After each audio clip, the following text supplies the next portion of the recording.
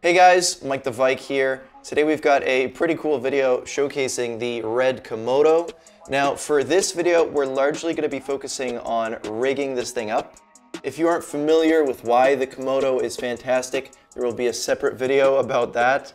Now I would love to say that this camera's mine, but it's actually just a loaner from Film Gear Canada. Now on that note, chances are if you bought one of these, you probably want to throw a cage on it, because as nice as actually feature packed as this thing is, you probably want to throw a cage on there. So Film Gear sent me a couple options to show you guys. But before we dive in, Film Gear wanted me to mention that if you're interested in buying or renting any of these bits and pieces, you can do so right from them, and the link will be in the description. Okay, first up is going to be the SmallRig offering. Firstly, I don't know if you guys have noticed, but SmallRig has absolutely been stepping up their game recently in like the unboxing experience and overall build quality. Now in here is the cage.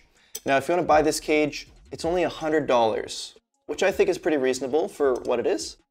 And they also throw in a top handle as well as a side grip. Alright, so let's go ahead and throw the SmallRig cage on the Komodo. And with SmallRig, nice little feature, they do include a little Allen key and a quarter 20 tool. So right built in, you've got everything you need for, tightening up some screws or what have you. Now, in case you're unfamiliar, the reason a cage is important is it's going to give you a lot of extra mounting points. Typically, you have access to 3/8 screws and quarter 20s. So, for example, this is a Noga arm, all right, and it uses 3/8 on one side and then quarter 20. This you would use if you wanted to mount a monitor onto your camera. You go boom, and then onto the camera. That's one way to do it. And beyond that, you also have your airy rosette. This is useful mostly for grips. If you want to put this on a shoulder rig or whatever, generally grips usually go on airy rosettes. Now, of course, I think a lot of people start with a top handle, so let's go ahead and add theirs. Now, this one is not using screws, it's just using a NATO rail, but essentially, you can see this mount, and it has sort of similar sizing on the top of the cage. All you gotta do is slide this on, and you just do up this little screw. Now, the reason this grip is nice is one, is it's very compact. Pretty acceptable, and it kind of suits the camera, and it has a cold shoe on the top. That's valuable because that means you can grab your monitor and you can just pop that on there, and it even has a little safety screw so that even if your monitor isn't tight, it actually won't fall off. That's kind of nice. Now I'm gonna throw a lens on here just to kind of show a functional package. I'm just using the Canon RF to EF adapter. It's about $100. And this isn't my first choice of lens, but it's the only other lens I have right now. This is a chunky 24-70. Just to show you a functional build, I don't personally have access to these BP 955 batteries, but I do have V-mounts. We'll talk about this later in the video, but this just lets you use V-mount batteries on this guy. All right, next up we have to power up this monitor. I'm going to be using the D-tap on the top of this battery plate and just using a really simple cable. This is a D-tap to Sony MPF adapter. Oh, hey, I forgot the side handle. So this is going to be useful because obviously need a side handle. This is also using the NATO rail, which is again nicely built into this cage.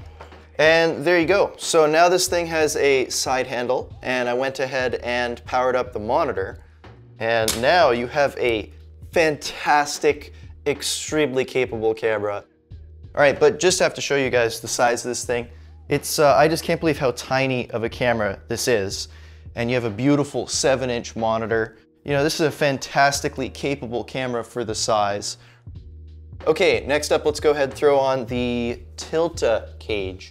Now, I will say the unboxing experience is quite nice on this guy. They really went above and beyond, but this is the kind of their full meal deal. You get a lot with this package. This is their Kit E, and it's something like $500. For sake of time, I won't unbox the whole thing, but like, here's an example of what it looks like. Quite fancy. Okay, there we go. That is the Tilta Cage on the Komodo now. Now, worth pointing out, if you want to buy just the Tilta Cage, it's going to run you 130 bucks US, so $30 more than the SmallRig. And what do you get for that money? Probably better build quality. I think I prefer the assembly of the Tilta as well. And you also get different mounting points. So on the top here, you've got a cold shoe, for example. And I want to say you get some more airy rosette mounts as well. And also, they both look different. It's worth pointing out, you know, cages it's also a cosmetic thing. And you know, this is a unique look. You may not love how this thing looks, or maybe you absolutely love it, I don't know. But anyways, there's the cage. Next important piece included in this kit is the V-mount adapter. So if you don't want to buy these Canon BP batteries, you use this adapter to run V-mount batteries, which are very common in case you're into wear. Assembly of this is really simple, plug and play, and it is side mounted. So just go like that, and then you've got your V-mounts, just like that. Now, to be honest, I'm not a huge fan of the top handle. I don't like how it looks. It looks too much like out of Lord of the Rings or something, you know? Also included in that bundle is a monitor mount, okay, all matching the same like style. And the Tilta also has that little safety notch on the cold shoe. So there's that, there's our monitor, looking like a pretty complete pack. Here is the included side handle from Tilta. Very nice, and same idea. So it's gonna use the NATO rail on the side of the cage. And bam, there you go. All set up, you've got a nice side handle. You've got your monitor, V-mounts, and a lens. That's all you need. Now also included, if you want to go onto rails, is this kind of base plate type thing, and it of course gets you onto rods. Just throw that on there, bam, and then I think there's this guy, just a little thumb screw. There we go. Now you officially can go onto rails. Once again, in case you aren't aware, rails are useful probably most commonly so that if you want to go like a wireless follow focus, so somebody else could be pulling your focus here. Actually, I could show you. Something like this. This is like a Nucleus M. For the sake of time, I'm probably not gonna rig it all up entirely, but this is just a little wireless motor. You're gonna put it on your rail, and basically it's gonna interact with the lens so that somebody else could be pulling your focus potentially. Okay, and just like that, we've got a now complete little cinema kit. Totally fantastic, handheld. Same deal, right? It's the 7-inch monitor, top handle, battery, side grip. That's a pretty basic but useful kit. And once again, huge fan of a 7-inch monitor, highly recommend. Now, is there a huge difference between the Tilta and the SmallRig? Honestly, probably the biggest is gonna be that difference in mounting points. So this gets you, again, those 2 rosettes on each side. And it's the cosmetics, and it's the build quality. So it's very subjective. It just depends on what you need. But oh, with either of them, I just can't believe the Komodo, right? That's what's important here. Both of these rigs, by the way, I'm a pretty big fan because they don't interfere with the fact that this camera is small. Sure, it's getting a little bit bigger, but largely this is still staying a very small and compact camera for what it is. And that's worth pointing out, right? I made another video about rigging my C200 and how when I first did it, I made it into this huge camera and it was completely kind of unnecessary and defeating the benefits of that camera. I think with a rig like this, I probably wouldn't go much further than this, right? It even, by the way, has built-in wireless video that connects to mobile devices, and it's great. About the only thing that I wish both of these had, by the way, is I miss from my C200 being able to adjust the angle of the grip. With both of these, you have a fixed like 90-degree angle or whatever, and that's it. Oh, and Film Gear also sent me the SmallRig lightweight matte box to check out.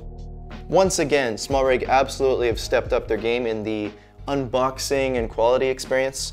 Now, this matte box is important because, one, it's actually very lightweight for what it is. It's made of carbon fiber partially.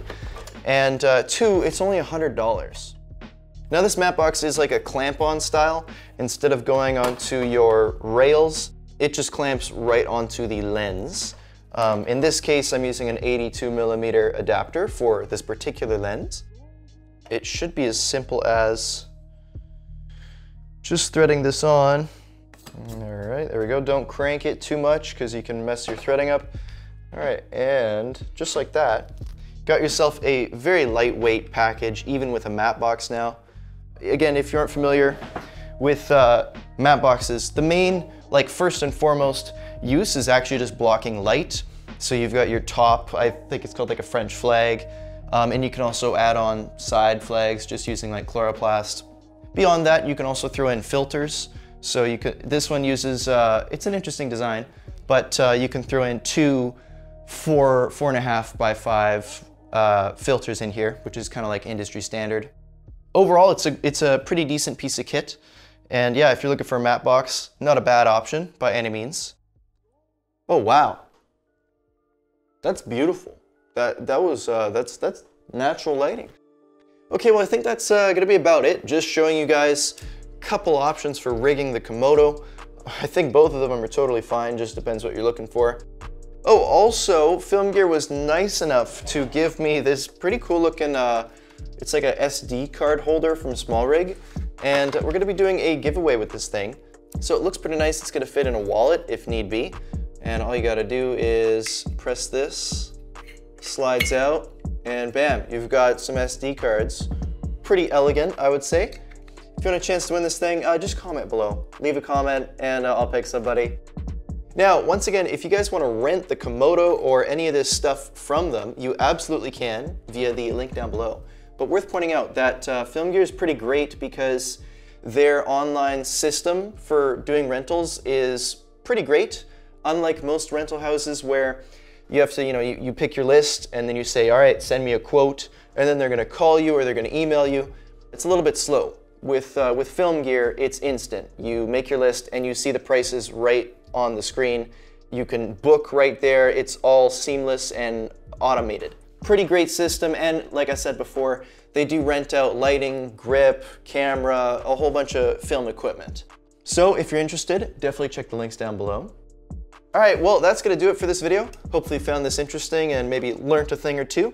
Thank you so much for watching, guys, and I'll see you in the next one.